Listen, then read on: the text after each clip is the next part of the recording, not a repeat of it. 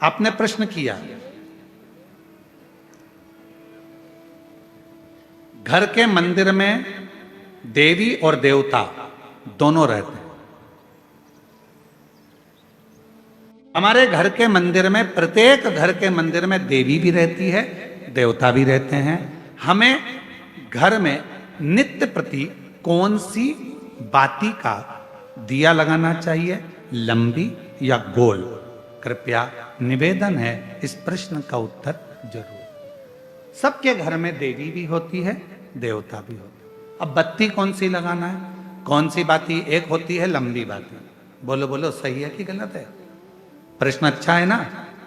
अरे जम के तो बोलो, सबके काम का है तो फिर वो जी के लिए जोरदार ताली बजाओ। सबके काम की चीज है ना, एक अच्छा प्रश्न मिला है। और केवल आपके लिए नहीं, केवल कच्चे गांव के लिए नहीं, कांकेर क्षेत्रवासियों के लिए नहीं, जितने इस आस्था चैनल के माध्यम से, फेसबुक के माध्यम से, इंस्टाग्राम के माध्यम से और संपूर्ण सोशल मीडिया के माध्यम से और संपूर्ण मीडिया के माध्यम से, चाहे वो यहाँ के पत्रकार बंधु हो, सोशल मीडिया हो या आल मीडिया हो, सभी मीडियाओं के माध्यम से जो लोग कथा को श्रवण कर रहे हैं, लाखों की संख्या में, करोड़ों की संख्या में, वो इस प्रश्न का उत्तर जरूर सुन। इसमें उन्होंने प्रश्न करा है कि गुरुदेव, घर के मंदिर में देवी और देवता दोनों रहते हैं, तो हमें घर में नित्य प्रति कौन सी बाती, लंबी या गोल का प्रयोग करना चाहिए? तो निवेदन है, जब नवरात्रे का समय आए और 9 दिन तक देवी माँ आपके घर में विराजमान हो, या दीपावली का पर्व हो जब महालक्ष्मी की पूजन कर रहे हो, तब लंबी बाती का प्रयोग करें। बाकी के समय में घर में हमेशा गोल बाती का प्रयोग चालू रखें। गोल बाती का जो क्या, कौन सी आपके यहाँ गोल बोलते हैं, फूल बोलते हैं? गोल फूल बत्ती, फूल बत्ती का प्रयोग, फूल बत्ती। और कभी कभी यदि आप महालक्ष्मी का पूजन कर रहे हैं, माता लक्ष्मी का पूजन कर रहे हैं, माँ जगत जननी की आराधना कर रहे हैं, साधना कर रहे हैं, माँ आदि शक्ति को प्रसन्न करना चाहते हैं, माँ आदि भवानी को प्रसन्न करना चाहते हैं, और जिस दिन तुम्हारा मन कर जाए कि आज मेरी माता की कृपा मुझ पर होना है, माँ करुणा करे, माँ जगत जननी, जगत धात्री, माँ अम्बा कृपा करे, तो निवेदन है उस दिन 2 दीप लगाया करो, एक गोल बाती का, एक लंबी बाती का। ये 2 दीप जब हम शिव और शक्ति के लिए लगाते हैं तो हमारे मन की कामना पूर्ण जरूर होती है। प्रयास करा करो कभी कभी, कभी। और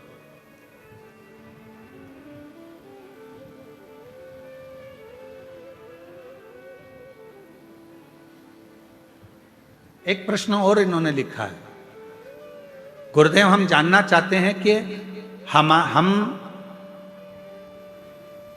बच्चों को रुद्राक्ष का जल देना चाहते हैं, पर बच्चे कई बार वो पीते नहीं, कोई कहीं नहीं पीता, कोई नहीं पीता, कोई पीता, तो हमने क्या करा कि घर का जो मटका है उस मटके में रुद्राक्ष डाल दिया। कैसी रही?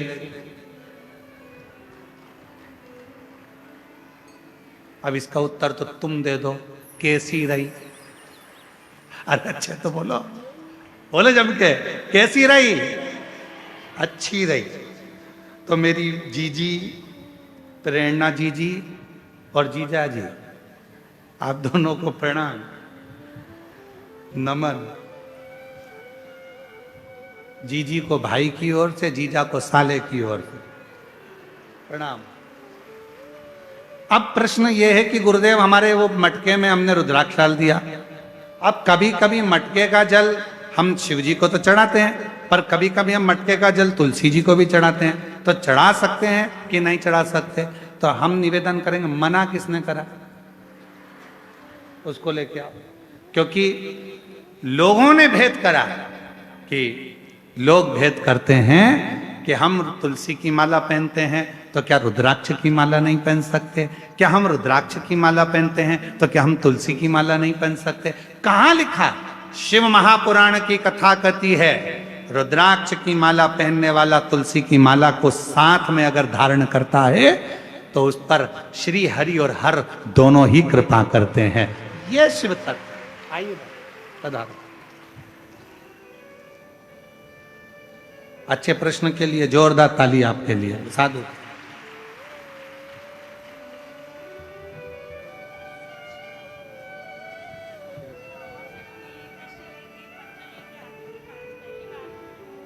और जितेंद्र जी के भाग्य अच्छे थे ना, इसलिए ये पत्र पढ़ने में आ गया है। साधु प्रणाम।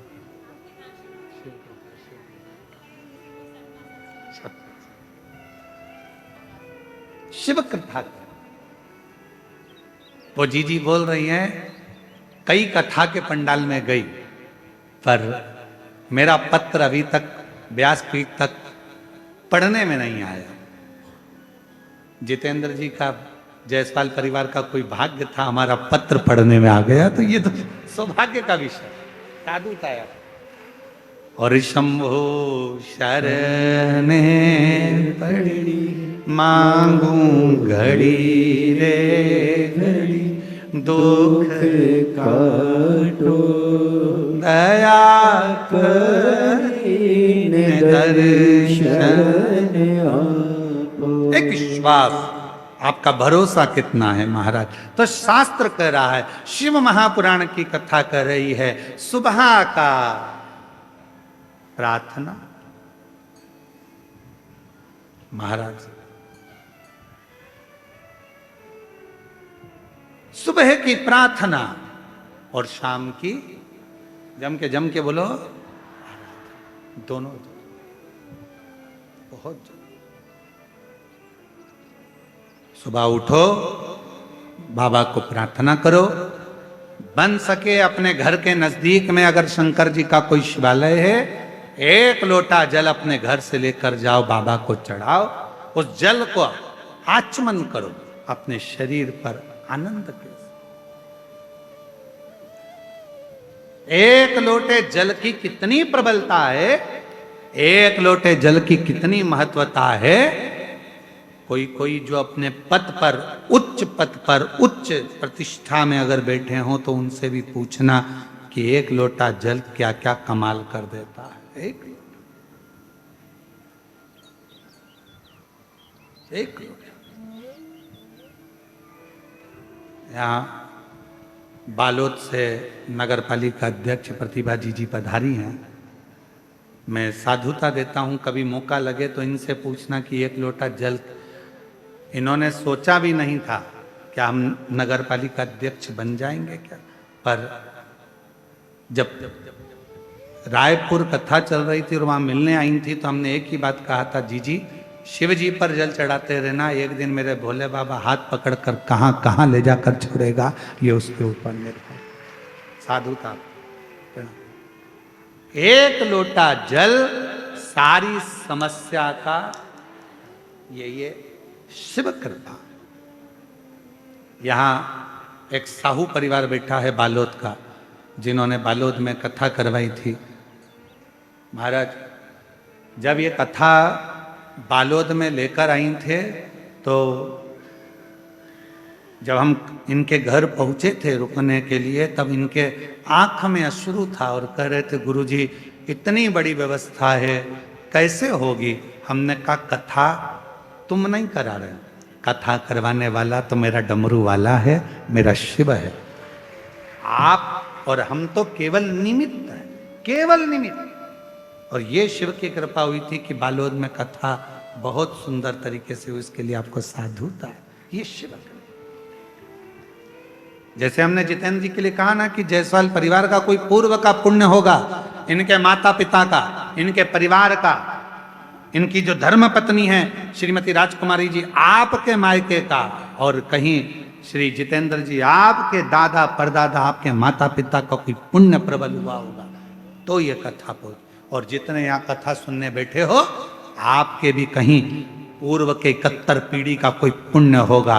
और जितने यहाँ प्रशासन के अधिकारी लगे हैं, चाहे ऐसे वाले, चाहे पुलिस प्रशासन, चाहे चिकित्सा विभाग, जो भी यहाँ लगा हुआ है, कहीं आपके पूर्व का कोई पुण्य होगा। अभी तक नौकरी तो यहाँ वहाँ करी, पर बाबा की नौकरी से बढ़कर दुनिया में कोई नौकरी नहीं है। उसकी तनख्वाह बाबा देता, शिव देता। शिव कृपा। जब वो करुणा करता है तो लोग देखते रहते हैं। और मेरे भोले तेरा सहारा है, मेरे भोले तेरा सहारा है, मेरी नैया का तू किनारा है, मेरी नैया का तू किनारा है। मेरे बाबा तुझे पुकारा है, मेरे बाबा तुझे पुकारा है, मेरी नैया का तू किनारा है, मेरी नैया का तू किनारा है। महाराज, सुबह की करी गई प्रार्थना और शाम की करी गई आराधना दोनों फलित होती है, दोनों फल देती है, दोनों फल देती है। तो कई लोग कहते गुरुजी हम कैसे मान लें? उसका प्रमाण शिव महापुराण में दिया। देवराज नाम का ब्राह्मण कभी ब्राह्मण कुल में जन्म लेने के बाद भी उसने कभी ब्राह्मण कर्म नहीं किया था। कभी ना भजन किया, ना कभी सत्संग किया, ना कभी कथा का स्मरण किया, ना कभी संकीर्तन किया, ना कभी पूजन करी, ना कभी पाठ किया। केवल परिवार में रहता था, अच्छी धर्मात्मा पत्नी थी, 2 घर में बच्चे थे। पर किस्मत देखो, ब्राह्मण कुल में जन्म तो लिया, पत्नी भी मिल गई, बच्चे भी मिल गए, पर संगत अच्छी नहीं मिल पाई। एक दिन पर स्त्री के चक्कर में पड़ गया, पर स्त्री के चक्कर।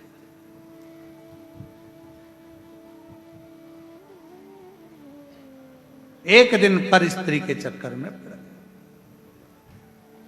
ध्यान देना, पराया धन और पराई नारी, पराया धन और पराई नारी एक दिन बर्बाद कर कर ही रहते हैं। पराया धन भी बर्बाद कर देगा और पराई स्त्री। कभी बाबा से प्रार्थना करना कि हमारी जिंदगी में कभी ऐसा समय मत लाना कि कोई पर स्त्री हमारे सम्मुख में हो।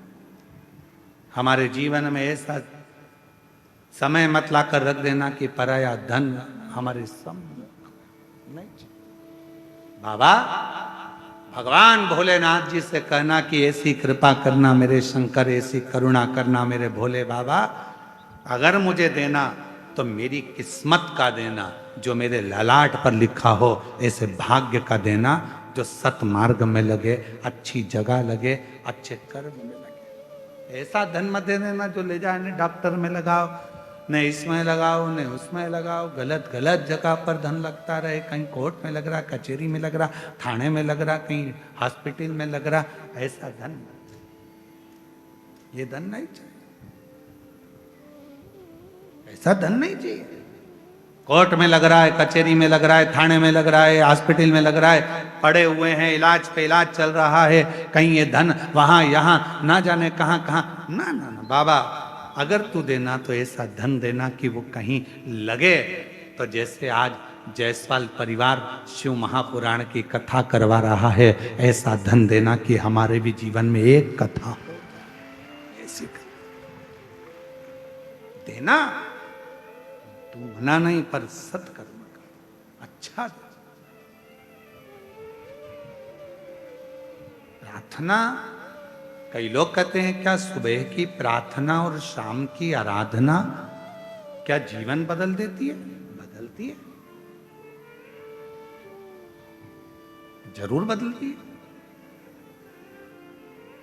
बस याद रखो, प्रातः के समय पर प्रार्थना करो, बाबा को नमन कर कर, निवेदन कर कर, 1 लोटा जल समर्पित कर कर। और जैसे जैसे प्रदोष काल आए, शाम का समय सूरज ढलने का समय हो, प्रदोष काल का समय हो, प्रदोष काल का समय हो और हल्का हल्का सूरज डूब रहा हो, अंधेरा थोड़ा थोड़ा छा रहा हो, और उस समय पर जब हम बाबा को दीप लगाकर आराधना करते हैं, उसकी स्तुति करते हैं, श्री शिवाय नमस्तुभ्यं, श्री शिवाय नमस्तुभ्यं, श्री शिवाय नमस्तुभ्यं, श्री शिवाय नमस्तुभ्यं। जब हम आराधना करते हैं, साधना करते हैं, तो वो समय का प्रदोष काल का दीप, प्रदोष काल की आराधना, प्रदोष काल की साधना और प्रदोष काल में परमात्मा का लिया गया नाम हमारे करोड़ों करोड़ों करोड़ों करोड़ों पुण्य को प्रबल कर देता है और हमारे पाप को छिन्न कर देता है। हमारे पाप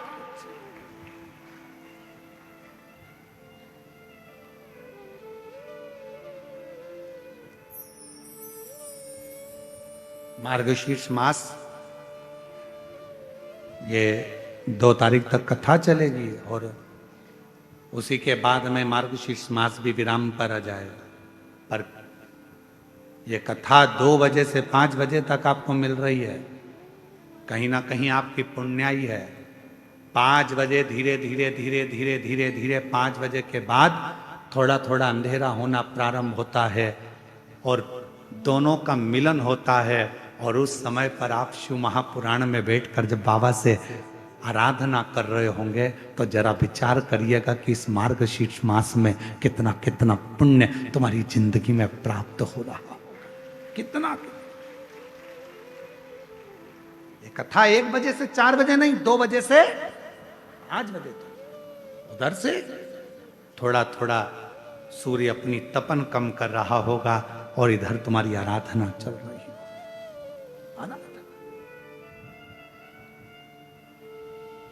और जब आप कथा पूरी श्रवण कर कर, आरती कर कर, भूमि को नमन कर कर, वहां की मिट्टी को अपने मस्तक पर लगाकर, हृदय को लगाकर जब बाबा से प्रार्थना कर कर जाओगे, नित्य है कि प्रदोष समय की ये आनंदमय पल आपकी जिंदगी को बदल कर रख देंगे और आपको संपदा पाएंगे।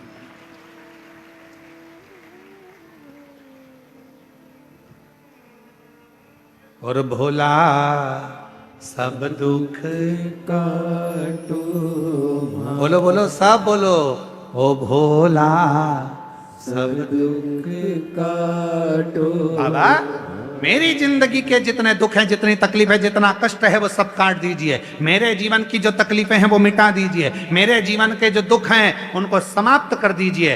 ये जिंदगी मानव की देह मिली है। इस संसार में आने के बाद, मानव का शरीर पाने के बाद संसार में कोई सुखी नहीं है। कोई तन दुखी, कोई मन दुखी, कोई धन बिन रहत उदास, तुलसी या संसार में सुखी राम का दास।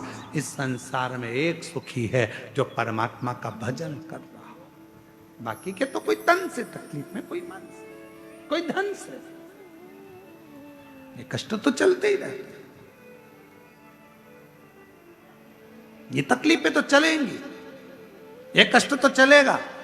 पर आप अपनी जिंदगी को संवारे कैसे, आप अपने जीवन को श्रेष्ठमय कैसे बनाए, आप अपने जीवन को आनंदमय कैसे बनाए, ये तो सब चलेगा।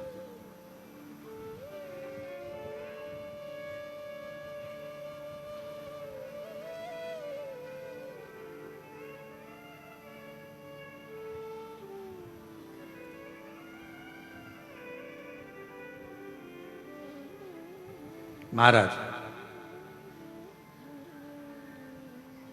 देवराज नाम का ब्राह्मण कुल में जन्म लेने के बाद कभी अच्छा कर्म नहीं, और परिवार अच्छा था, पत्नी अच्छी थी, बच्चे अच्छे थे, पर स्त्री का संग पकड़ लिया, एक पर नारी का संग पकड़ लिया। अब पर नारी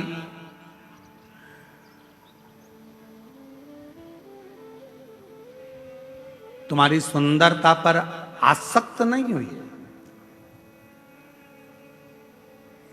पर नारी तुम्हारी सुंदरता पर आसक्त नहीं हुई है, पर नारी यदि आसक्त हुई है तो तुम्हारे वैभव पर, तुम्हारे धन पर, इससे मुझे ये मिल जाएगा, इससे मैं गाड़ी ले लूंगी, इससे मैं जेवर बनवा लूंगी, इससे मैं ज्वेलरी ले लूंगी, इससे मैं आभूषण ले लूंगी, इससे मैं प्लाट ले लूंगी, इससे मैं धन ले लूंगी, इससे मैं बैलेंस डलवाऊंगा, इससे मैं ये करूंगी। वो धन को लेने के लिए, संपदा को लेने के लिए निवेदन श्रेष्ठ नहीं।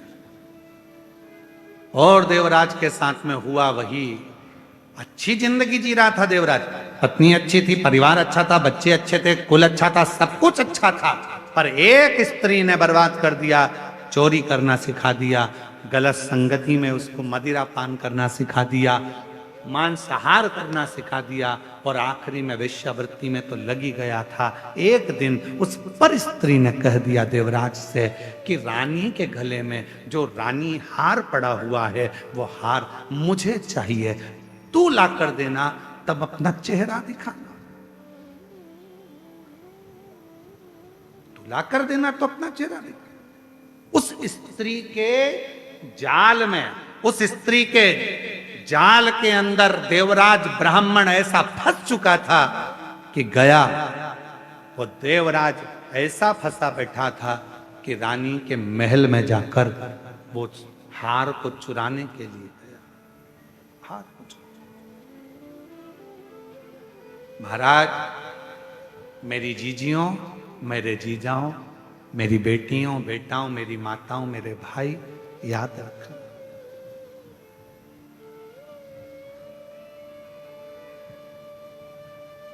रिमोट अपने हाथ में रखो।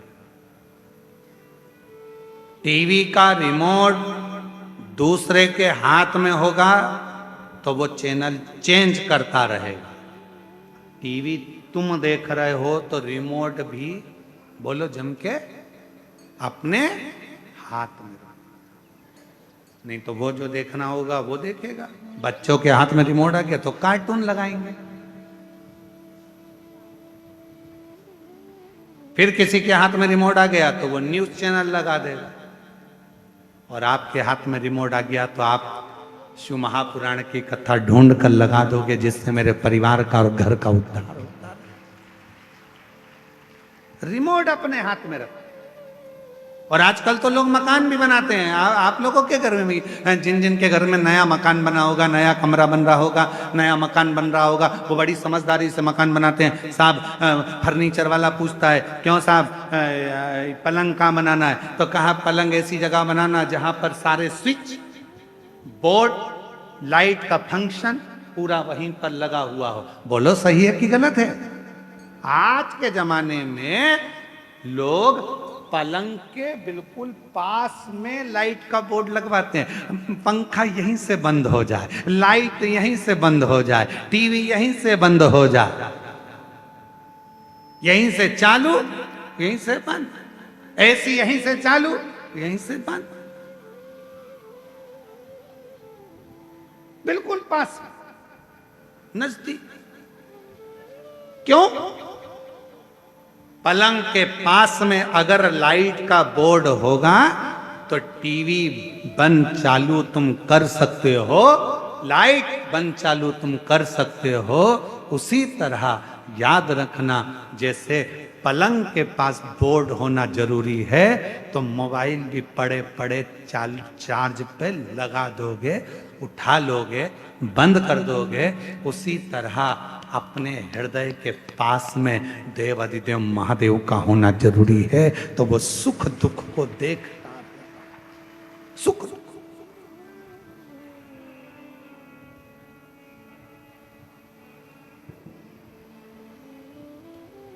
ऐसे दयालु नाथ से रिश्ता बनाए, सब बोलिए, ऐसे दयालु नाथ से रिश्ता बनाए,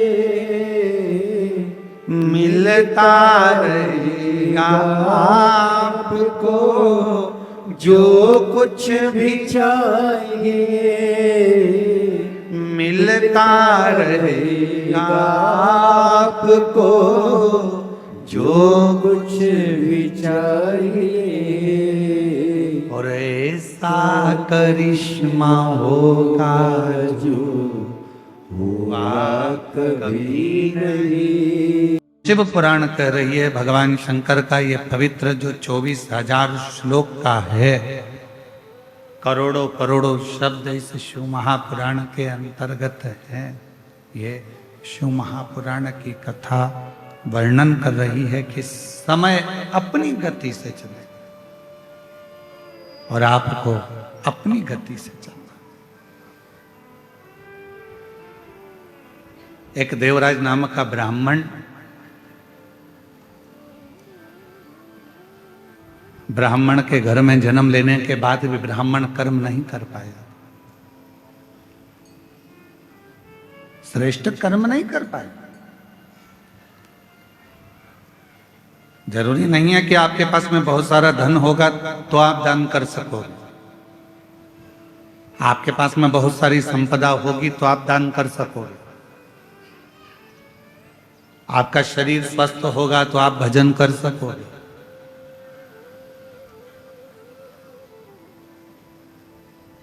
कांकेर क्षेत्र में भी ना जाने कितने करोड़पति कितने अरबपति पड़े होंगे, कितनों के पास में धन होगा। इस क्षेत्र में भी ना जाने कितने कितने धनपति होंगे, कितने कितने अरबपति होंगे, कितनों के पास धन होगा। क्या सबके भाग्य में, सबके ललाट पर ये शिव महापुराण की कथा लिखी है?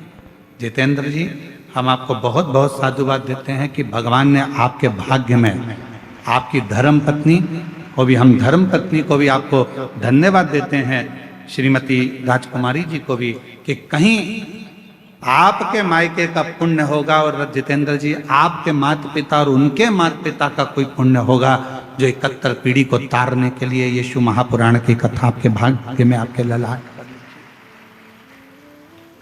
कोई पुण्य पिछले जन्म। हमारा पूर्व का कोई पुण्य होता है तो हम भजन में जाते हैं, पूर्व का हमारा कोई पुण्य होता है तो हम शिव मंदिर तक जाते हैं, कोई पूर्व का हमारा पुण्य होता है तो हम भगवान की भक्ति करते हैं, कोई पूर्व का हमारा पुण्य होता है तो हम भगवान का मंत्र जाप करते हैं, कोई पूर्व का हमारा पुण्य होता है तो हम भगवान का कोई कथा, कोई सत्संग, कोई भजन करा पाते हैं। और हमारे पूर्व का कोई पाप प्रबल होता है तो हमारे घर में जो धन आता है वो गलत मार्ग पर जाता है, गलत जगह पर जाता है, कहीं वेश्यावृत्ति में जाएगा, कहीं जुए में जाएगा, कहीं मांसाहार में जाएगा, कहीं गलत जगह पर वो धन जाना प्रारंभ हो जाएगा। जिस दिन अपने घर में आया हुआ धन शिव महापुराण की कथा में लग जाए, जिस दिन अपने घर में आया हुआ धन कहीं किसी के भूखे के भोजन में लग जाए, जिस दिन हमारे घर में आया धन किसी बच्चे की शिक्षा में लग जाए, जिस दिन हमारे घर में आया धन किसी की चिकित्सा में लग जाए, और किसी को भूखे को भोजन हो जाए, प्यासे को पानी हो जाए, या कहीं मंदिर का निर्माण हो जाए, या कहीं हम शिव महापुराण की कथा करा सकें, तो समझ लेना कि तुम्हारे घर में आया हुआ धन शुद्ध धन है जो परमात्मा ने अपने काम में दिया। श्रेष्ठ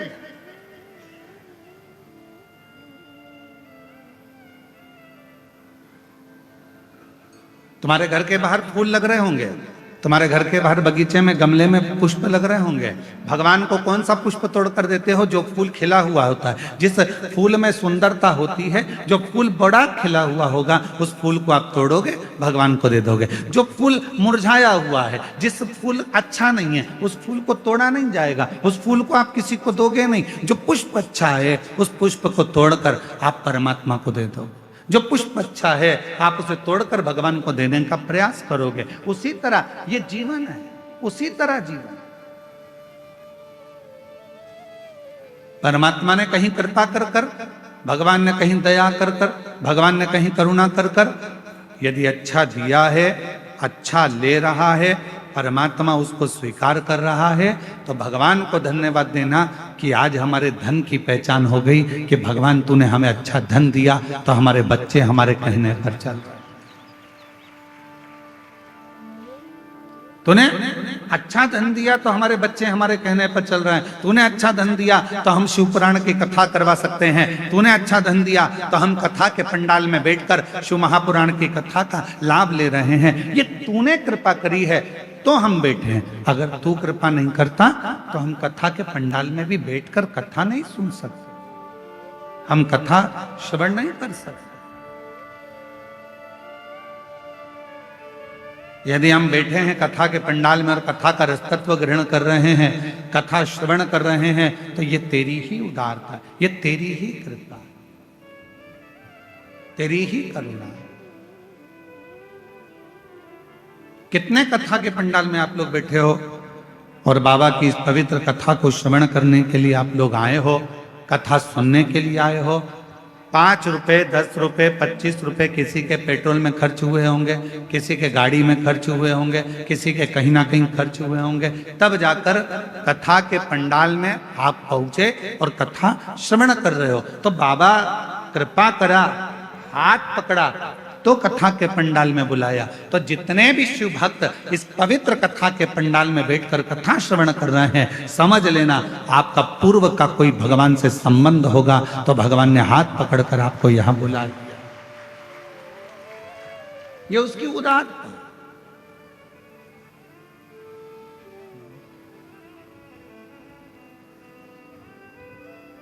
ये उसकी कृपा है, ये उसकी करुणा, ये उसकी दया है। और जब वो कृपा करता है, जब वो दया करता है, जब वो करुणा करता है, जब वो करुणा की दृष्टि करता है, तो जीवन का एक सुख, जीवन का एक आनंद हमारी जिंदगी में अपने आप समाहित होता चले जाता है, अपने आप आता चले जाता है। देवराज ब्राह्मण के घर में जन्म लेकर भी ब्राह्मण कर्म नहीं कर पाया था। जरूरी नहीं है कि ब्राह्मण के घर में जन्म होगा तो ही हम संसार सागर से मुक्त हो पाएंगे। जरूरी नहीं कि हम वैश्य के घर में जन्मेंगे तो ही धनपति बन पाएंगे। जरूरी नहीं कि हम क्षत्रिय के घर में जन्मे तो हम वीरता को प्राप्त कर पाएंगे। जरूरी नहीं कि हम शूद्र के घर में जन्मे तो ही सेवा कर पाएंगे। जरूरी नहीं। परमात्मा ने अगर मृत्यु लोक में जन्म दिया है और परमात्मा ने अगर मृत्यु लोक में भेजा है, और भजन परमात्मा पर यदि शिव पर आप भरोसा कर रहे हैं, विश्वास कर रहे हैं और पूर्ण तरह से आप शिव पर आश्रित हैं और अपने संघर्ष को, अपनी मेहनत को पूर्ण तरह से कर रहे हैं, तो दुनिया का कोई व्यक्ति आपको पीछे नहीं हटा सकता। आप उन्नति की सीढ़ी पर चढ़ते ही चले जाएंगे, आगे बढ़ते ही चले। सारी समस्या का हल, जम के बोलो जरा, सारी समस्या का हल श्री शिवाय बोल बम का नारा है। जरूरी नहीं कि हमारा ब्राह्मण होना, हमारा क्षत्रिय होना, हमारा वैश्य होना, हमारा शूद्र होना।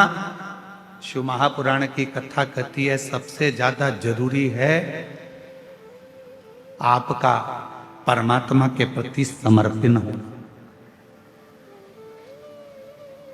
कोई भी हो, चाहे आप ब्राह्मण हो, चाहे आप क्षत्रिय हो, चाहे आप वैश्य हो, चाहे आप शूद्र हो, शिव के प्रति आपका समर्पण, भगवान के प्रति आपका समर्पण, फिर वो किसी भाव से, किसी भी तरह से आपको बना ले। देखो संत रविदास जी का चरित्र,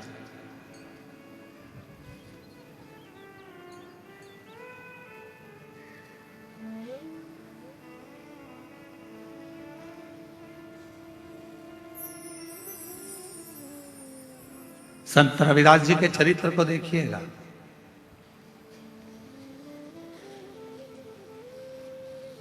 चर्मकार हैं,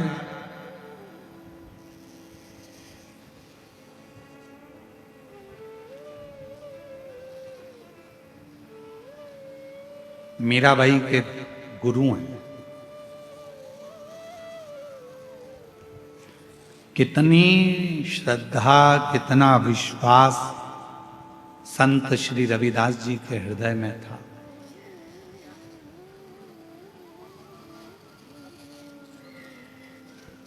कितना विश्वास,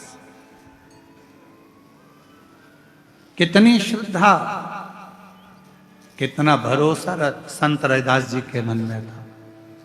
कितना विश्वास।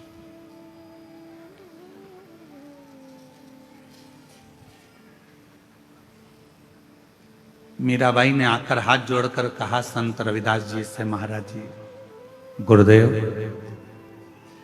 ओ गुरुदेव, बोलो मीरा।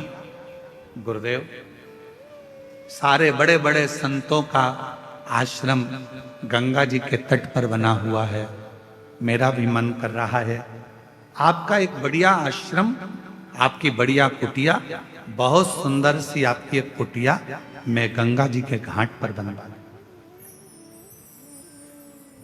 गंगा जी के घाट पर बनवा दूं, बहुत जोरदार कुटिया गंगा के घाट पर बना दूं। संत रविदास जी ने मुस्कुराकर कहा कि मैं गंगा के घाट पर क्यों जाऊं? क्यों?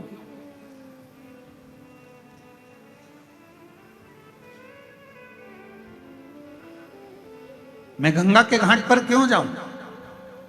गुरुदेव, सारे संत, सारे साधु, बड़े बड़े सन्यासी, मठाधीश, पीठाधीश, महंत, संत सब गंगा जी के घाट पर हैं, तो मेरा भी मन करता है कि आप गंगा के घाट पर एक सुंदर सा आश्रम बनाकर, सुंदर सी कुटिया बनाकर वहां रहे।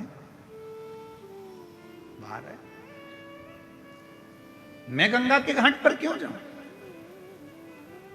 संत रविदास जी ने कहा, मन चंगा तो कठोते में गंगा।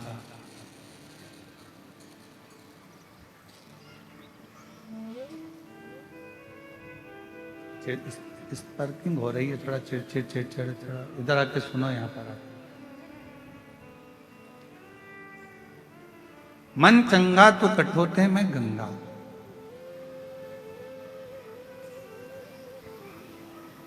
और मैं गंगा के घाट पर क्यों जाऊं?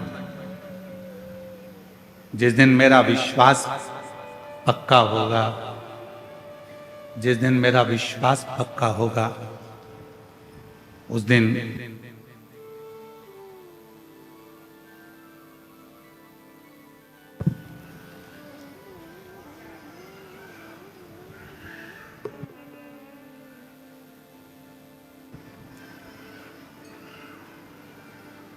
जिस दिन मेरा विश्वास पक्का होगा, जिस दिन मेरा भरोसा दृढ़ होगा,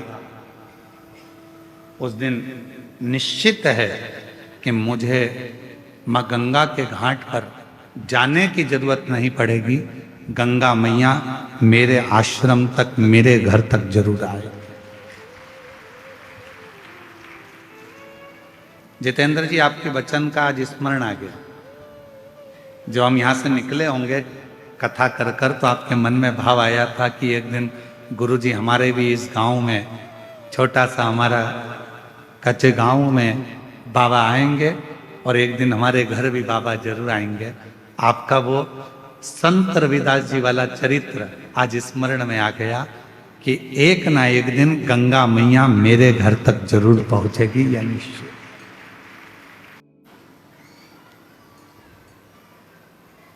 संत रविदास जी के पास में मीराबाई हाथ जोड़कर कहती है, बाबा, सबका महल, सबकी कुटिया, सबका आश्रम गंगा जी के घाट पर बना हुआ। मेरा मन करता है कि बाबा ने मुझे धन दिया है, तो मैं भी आपका आश्रम, आपकी कुटिया, आपका एक भवन गंगा के घाट पर बना दूं। मीरा, नहीं। जिस दिन हमारा विश्वास दृढ़ हो जाता है, जिस दिन हमारा भरोसा प्रबल हो जाता है उस दिन परमात्मा खुद चलकर हमारे दरवाजे तक जरूर पहुंचता है। ये शिव महापुराण की कथा है।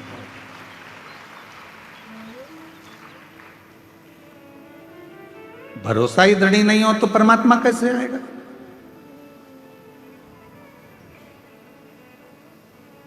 एक बहन जी ने पत्र लिखा, अच्छा है, साथ में सुपड़ा भी भेजा है। क्या बोलते हैं इधर? सुपा। हमारे उधर ऐसा कहते हैं, जब वो दूल्हा जाता है ना तो उसकी माता ऐसा पल्लू में रखकर ऐसा ऐसा कुछ करती है, परछन है। पर वही लड़का जब छोटा रहता है और माँ जब फटका देती है ना तो लड़के को सामने से हटा देती है, हट जा, अरे हट जा। तो लड़का पूछता है, माँ क्यों? दहेज नहीं आएगा इसलिए। जयसवाल जी, हमारे उधर थोड़ा सा इसका बड़ा महत्व है। तो इनने भी भेजा है वो पत्र, अच्छा है।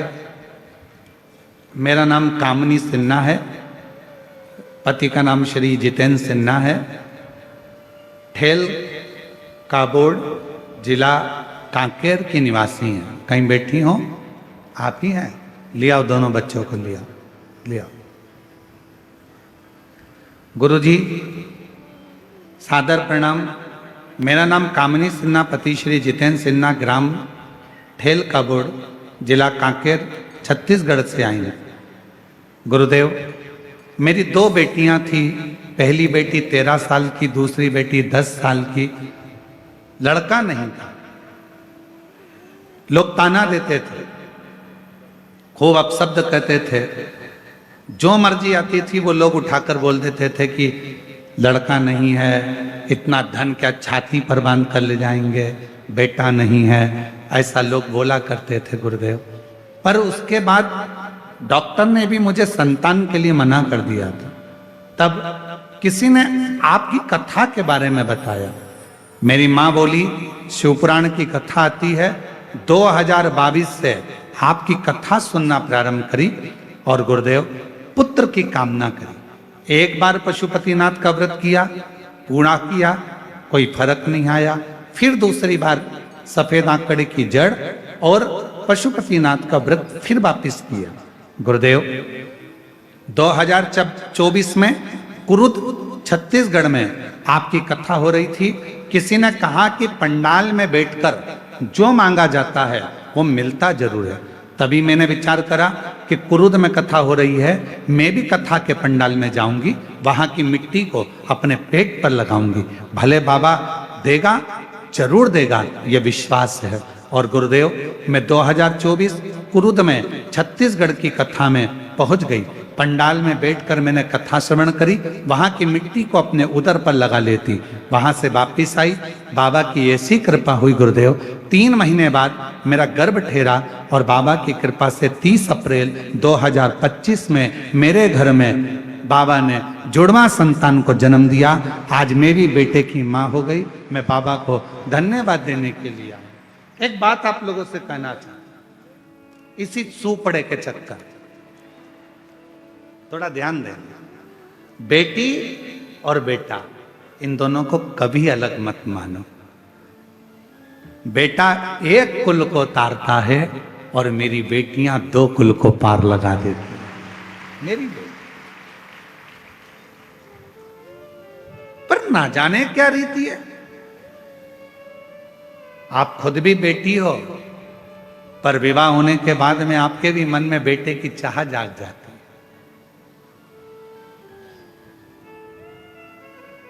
मन में यह भाव आता है कि बेटा, और लोग ताना देने में पीछे नहीं हटते। पर शिवपुराण की कथा कहती है, क्या किसको रोइए, चादर तान के सोइए। गुरुदेव बाबा ने मेरी सुन ली, लोगों का मुख बंद कर दिया और बाबा ने भी मुझे बाबा की कृपा से जुड़वा बच्चे जन्म लिए हैं। बाबा की कृपा।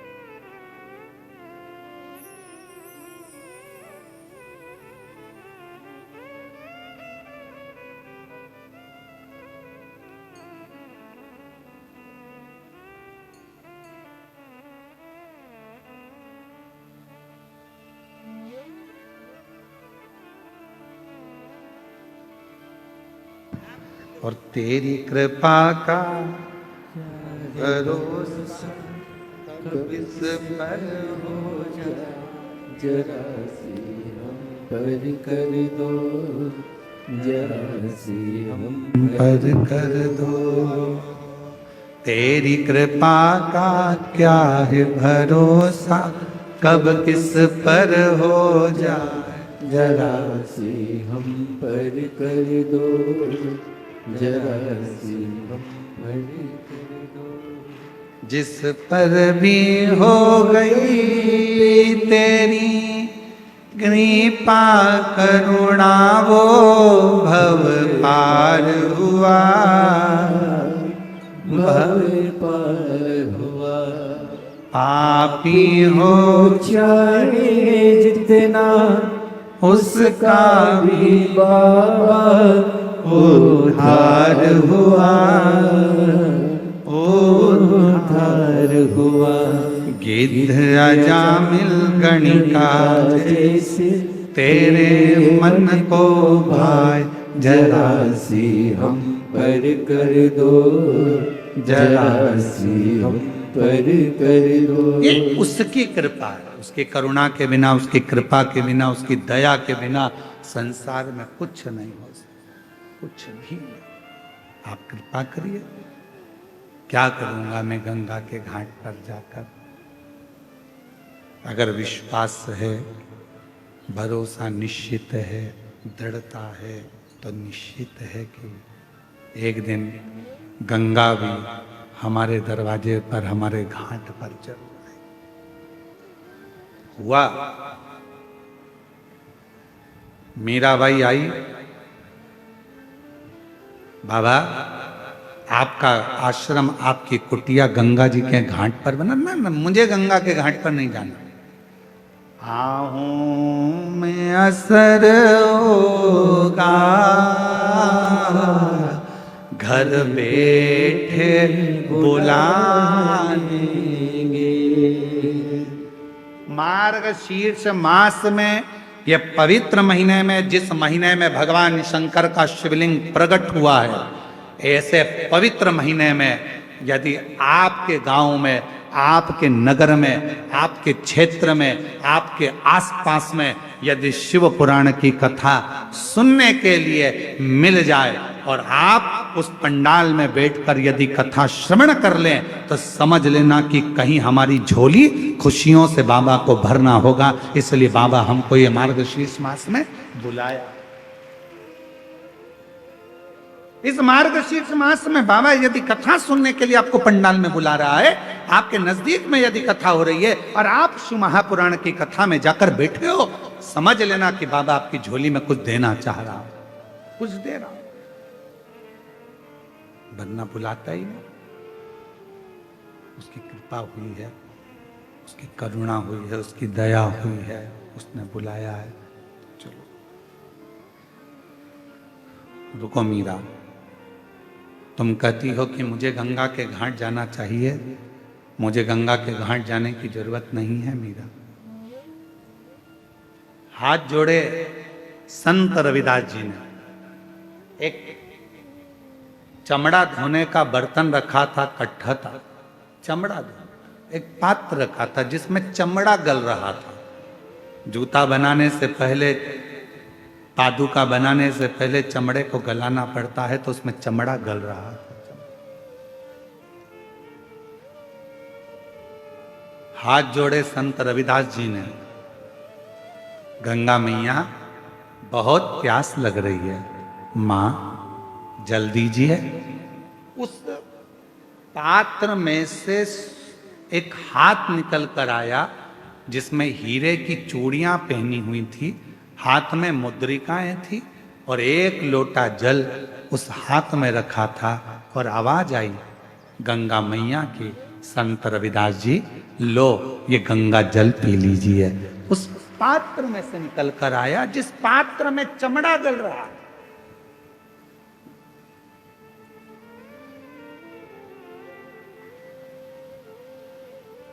लो,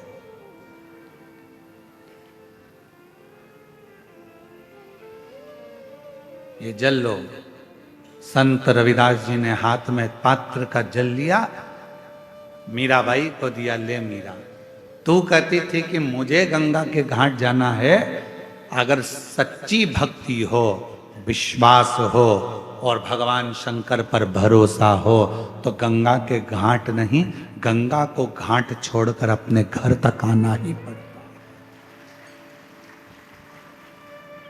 जाना नहीं पड़ेगा, वो खुद आएगी। आहों में असर होगा,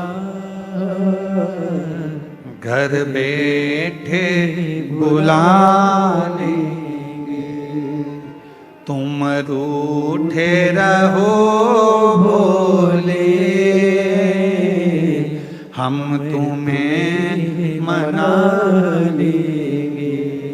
एक विश्वास दृढ़ता धारण कर, एक विश्वास दृढ़ी हो, एक विश्वास पूर्ण भरोसे के साथ चले।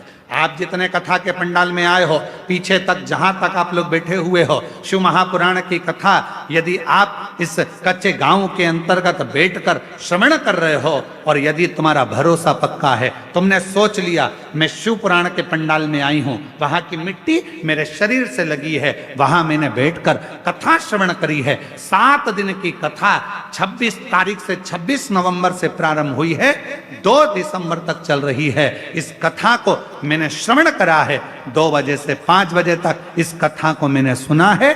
मेरा विश्वास कहता है कि जो मैं मांगूंगी मेरा बाबा 3 महीने में मुझे देगा, तो निश्चित है कि बाबा देगा। यदि भरोसा है तो, और भरोसा नहीं, एक पत्र है, अच्छा है।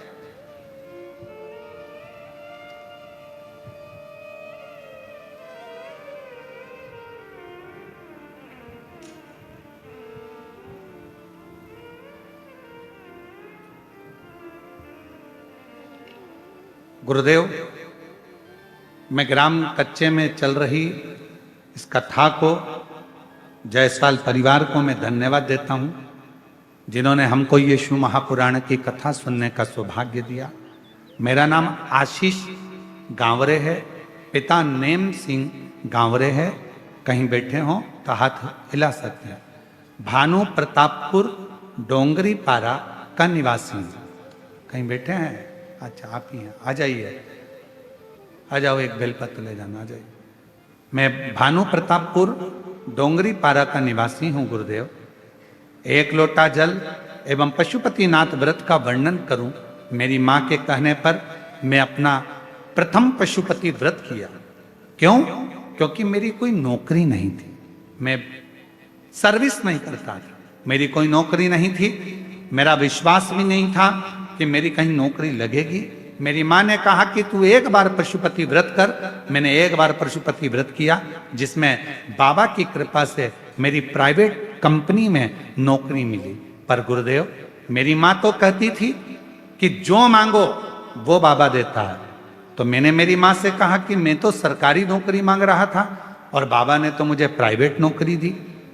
मेरी मां ने कहा, सियोर वाला बाबा कहता है अपनी मेहनत को 4 गुना करो, रात दिन एक कर दो, परिश्रम पूरा करो, उसके बाद एक बेलपत्री में शहद लगाकर शिव को चढ़ाकर जो मांगोगे वो मिलेगा। मैंने दूसरी बार फिर पशुपति व्रत किया, पशुपति व्रत दूसरी बार फिर किया और पशुपति व्रत करने पर मैं सीहोर में पहुंच गया।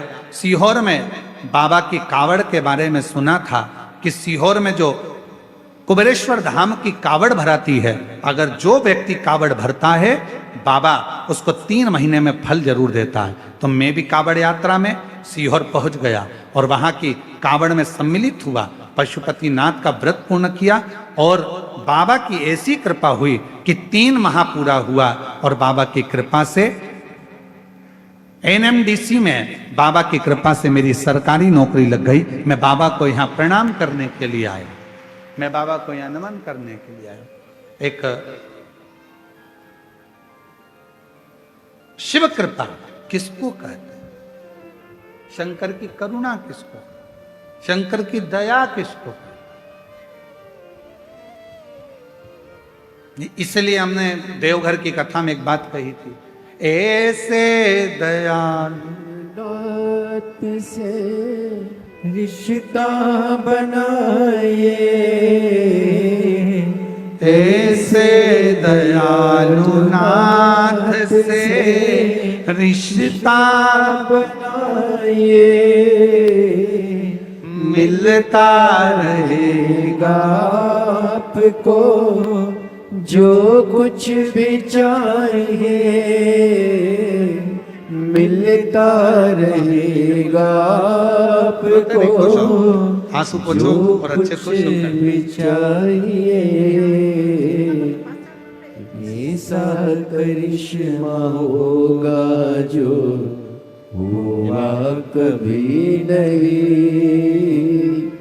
ऐसा करिश्मा होगा जो हुआ कभी नहीं। मांगा है भोलेनाथ से वरदान एक ही, मांगा है भोलेनाथ से वरदान एक ही।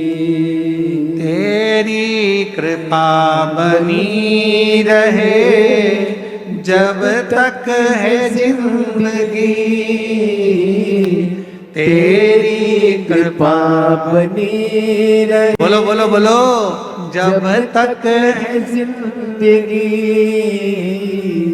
मांगा है भोलेनाथ से वरदान एक ही,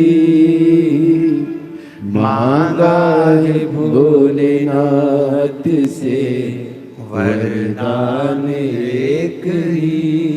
तेरी कृपा बनी रहे जब तक है जिंदगी, तेरी कृपा बनी रहे जब तक है जिंदगी। मांगा है भोलेनाथ से वरदान एक ही। सुबह करी गई प्रार्थना और शाम को करी गई आराधना व्यक्ति की कभी खाली नहीं जाती है, वो झोली भर कर ही रहती है। सुबह के समय पर उठकर भगवान के सामने खड़े होकर 2 क्षण 2 मिनट 1 मिनट जितना समय मिले, हम ये नहीं कहेंगे कि 24 घंटे भगवान के मंदिर में बैठो, हम आपसे ये भी नहीं कहेंगे कि आप बाबा बन जाओ, हम आपसे ये भी नहीं कहेंगे कि सन्यासी बन जाओ, हम आपसे ये भी नहीं कहेंगे कि संत बन जाओ। आप ना संत बनो, ना सन्यासी बनो, ना बाबा बनो, ना योगी बनो, ना तपस्वी बनो, ना साधक बनो। आप तो 2 क्षण के लिए जैसे घर में रहते हो वैसे ही रहो, परिवार में रहो, कुटुंब में रहो, बच्चों के साथ, पत्नी के साथ, माता पिता के साथ, बहन भाई के साथ, सबके साथ रहो। पर उसमें से 2 क्षण अपने घर में जो भी भगवान का मंदिर हो, अपने घर में जो भी शंकर का शिवलिंग हो, उसके सामने 2 क्षण खड़े होकर प्रार्थना जरूर करा करो। हे बाबा कृपा करना, तेरी दया से इस संसार सागर में हूँ बाबा, ना जाने मेरी कौन सी श्वास आखिरी हो, पर निवेदन है बाबा हर श्वास में तेरा नाम जपता रहूं, ऐसी कृपा बनाए रखना। बाबा से प्रार्थना करते प्रातः के समय पर सुबह की करी हुई प्रार्थना और शाम की करी हुई आराधना कभी खाली नहीं जाती। शाम के समय पर अपने घर में भगवान को एक घी का दीप अवश्य लगाना चाहिए। देवराज रानी के हार को चुरा कर लाया,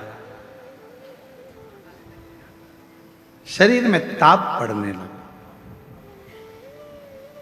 चोरी के धन को लेकर भगवान शंकर के मंदिर में पहुंच गए। शाम का समय था। कई लोगों के मन में आता है कि प्रार्थना और आराधना का जो समय होता है, उस समय पर भूलवश भी यदि कोई व्यक्ति भगवान के मंदिर तक, शिवालय तक, कथा तक पहुंच जाता है तो निश्चित है उसका फल उसको प्राप्त होता ही। और वही हुआ।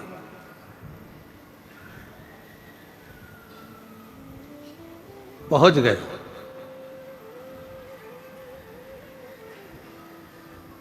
वो देवराज ब्राह्मण जो चोरी का धन लेकर चला था, वो लेकर वो शिवालय तक पहुंच गया। शरीर में ताप था, बुखार आ रहा था, ठंड लग रही शरीर में, ताप पड़ रहा। धन लेकर पहुंचा, बैठा था शिवालय में।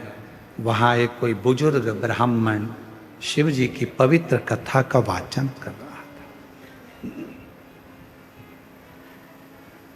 शिव कथा, शिव महापुराण की कथा में वर्णन किया गया है महत्तम में, अगर कोई भूल से भी शंकर की कथा तक पहुंच जाता, भूलवश भी किसी को छोड़ने गया, लेने गया, भूलवश भी यदि शिव महापुराण की कथा तक यदि वो पहुंच जाता है, शिव महापुराण की कथा कहती है उसके दरवाजे पर पहुंचकर शिव उसका उद्धार कर देते हैं, उसका कल्याण। भूलवश। और मैंने तेरे ही भरोसे भोले, तेरे ही भरोसे हवा बिच उड़ती जावांगी, बाबा डोर तो छड़ी ना में कटी जावांगी। कई लोग कहते हैं गुरुजी हमारा बुरा वक्त आया तो हमारे रिश्तेदारों ने साथ छोड़ दिए, रिश्तेदार बदल गए। हमारा थोड़ा सा व्यापार डाउन गया गुरुजी, हमारे परिवार के लोग बदल गए। अच्छा आपसे पूछें, जरा उत्तर देना कांकेर वालों, सब लोग,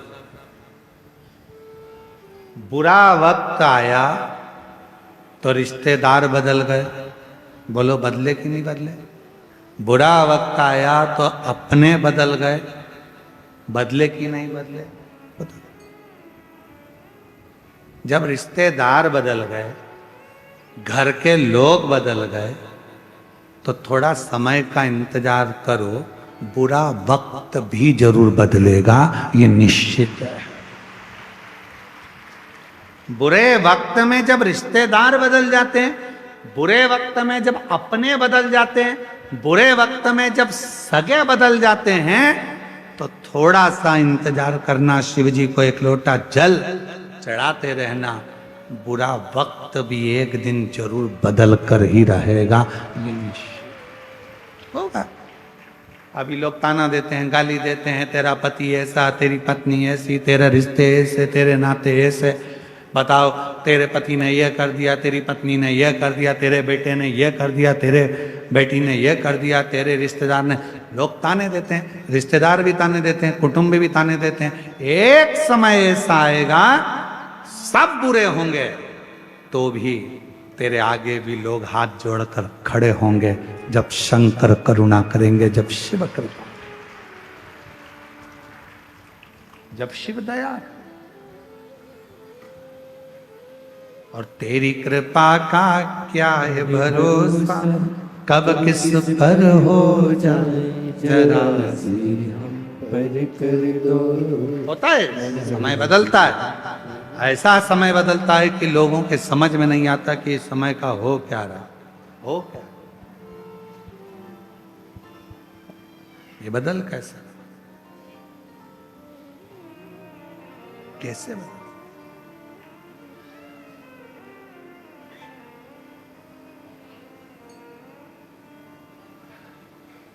एक बात आप लोगों से कहें, एक मक्का का खेत था,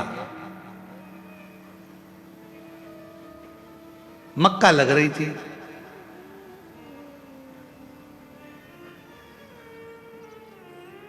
मक्का बोने वाला जो किसान था, मालिक, वो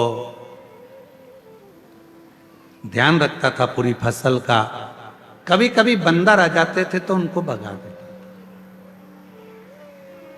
अब एक दिन मक्का लग रही है खेत में, और मक्का लगाने वाला जो मालिक था, भगाने वाला जो मालिक था, वो मर गया।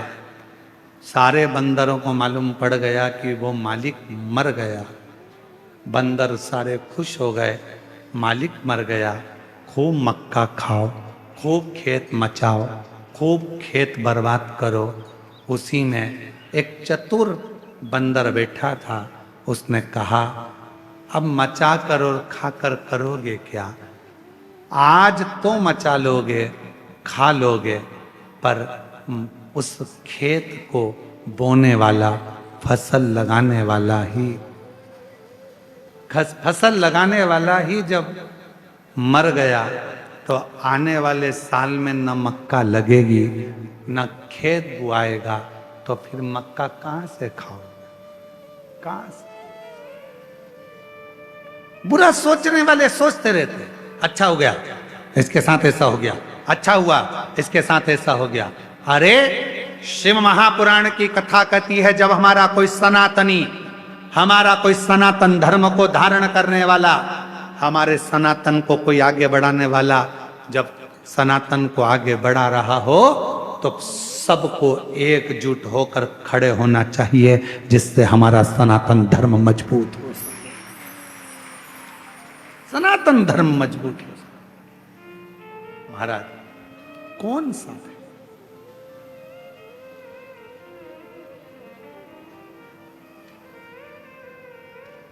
हम क्या करते हैं? दिन रात बदनाम करने का प्रयास करते हैं।